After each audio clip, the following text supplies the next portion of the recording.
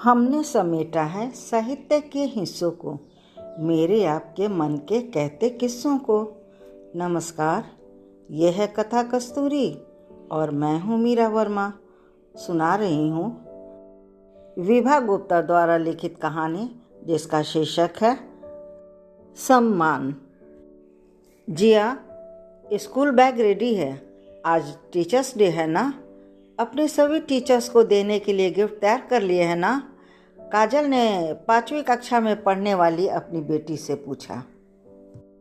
हाँ mummy, 4 gift ready कर लिए हैं, एक और करना है।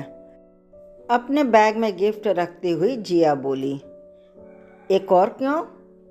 तुम्हें तो 4 ही टीचर पढ़ाती हैं ना? आश्चर्य से काजल ने पूछा। हाँ, लेकिन म्यूजिक की एक मुंह पर दाग वाली एक नई टीचर भी तो आई हैं। दाग वाली? क्या मतलब? मम्मी, उनके गाल पर एक बड़ा दाग है, तो सभी उसे दाग वाली टीचर कहते हैं। ये गलत बात है। गलत बात क्यों मम्मा? गिफ्ट पैक करते हुए जिया ने काजल से पूछा। क्योंकि कहते काजल को अपनी एक अध्यापिका की याद आ गई। वह 7वीं कक्षा में पढ़ रही थी। उसके स्कूल में शीतल नाम की नई अध्यापिका की नियुक्ति हुई थी, जो उसकी क्लास को संस्कृत पढ़ाती थी। वह देखने में सुंदर और पढ़ाई में अव्वल थी। इस बात का उसे बहुत घमंड था। साथ ही वह बदसूरती से उसे बहुत घृणा थी।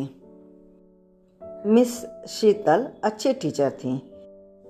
विद्यार्थी और स्कूल के सभी स्टाफ उन्हें बहुत पसंद करते थे, लेकिन काजल को वो एक आंख नहीं भाती थी। कारण उनके चेहरे पर चेचक के दाग थे।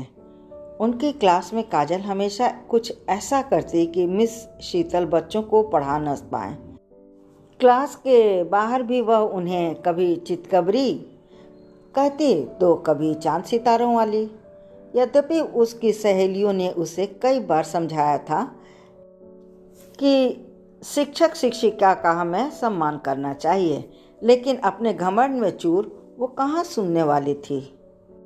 एक दिन छुट्टी की घंटी बजते ही काजल तेजी से सीढ़ियाँ उतर रही थी। न जाने कैसे उसका पैर फिसल गया और वह 3-4 सीढ़ियाँ लुढ़कती चली गई। एकाएक उसे दुनिया घूमती नजर आई और वह बेहोश हो गई। होश आया तो खुद को हॉस्पिटल के बेड पर पाया। पैर पर हल्की खरोंचें थी, लेकिन सिर पर गहरी चोट लगी थी। डॉक्टर साहब पापा को बता रहे थे कि समय पर हॉस्पिटल ले आए, वरना चोट गहरी थी। अधिक खून बहने के कारण कुछ भी हो सकता था। पापा, आप यहाँ कैसे? मैं तो गिर गई थी, फिर यहाँ कैसे? काजल ने आश्चर्य से पूछा। तब उसके पापा बोले, तुम्हारे स्कूल की नई टीचर है ना, मिस शीतल? उन्होंने ही तुरंत फ़ोन करके एम्बुलेंस बुलवाया। तुम्हारे साथ यहीं खड़ी रही जब तक तुम्हें होश नहीं आया था। मुझे भी उन्होंने ही फ़ोन किया था। पर वह चकित हो गई।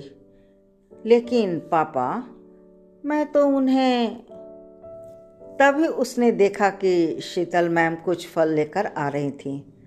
शर्म से वह उनसे आंखें नहीं मिला पा रही थी। उसने शीतल मैम को क्या क्या न कहा, उनका अपमान किया, फिर भी उन्होंने उसकी जान बचाई।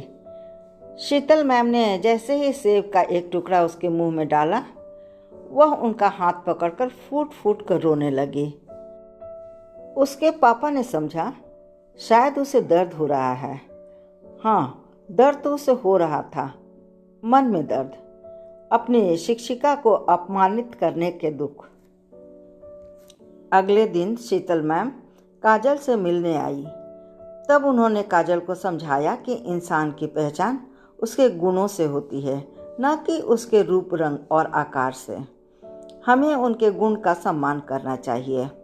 जो अध्यापक हमें अज्ञानता के अंधकार से ज्ञान की प्रकाश की ओर ले जाता है, हमारे जीवन को आलोकित करता है, उसका सम्मान तो हमें करना ही चाहिए। अष्टावक्र की शारीरिक रचना आकर्षक नहीं थी, लेकिन वे ज्ञान के पंडित कहे जाते थे। 3 दिनों तक काजल हॉस्पिटल में रही और शीतल मैम उससे मिलने आती रहीं।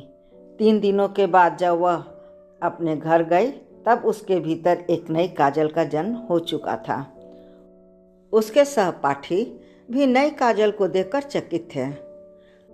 अनायास ही काजल का हाथ अपने माथे पर पड़े निशान पर चला गया।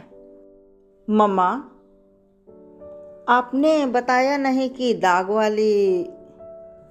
उसकी तंद्रा टूटी। हंसते हुए बोली, क्योंकि अच्छा एक बात बताओ, तुम्हारी मम्मा को कोई कहे कि माथे पर निशान वाली तो तुम्हें, ये तो गंदी बात है।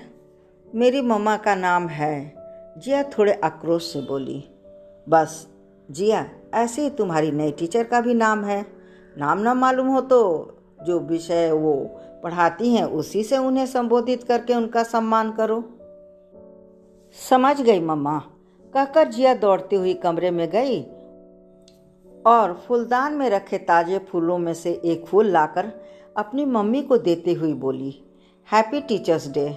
आज तो आपने मुझे शिक्षा दी है तो मेरी टीचर बन गई ना। हाँ हाँ, अब चलो, तुम्हें स्कूल ड्रॉप करती हुई मैं बैंक चली जाऊंगी। कहते हुए काजल ने अपना हैंडबैग कंधे पर डाला। जिया ने अपना स्कूल बैग लिया और दोनों बाहर निकल गई। ये कहानी बस इतनी ही। कहानी को लाइक और शेयर ज़रूर करें और हाँ, इस चैनल को सब्सक्राइब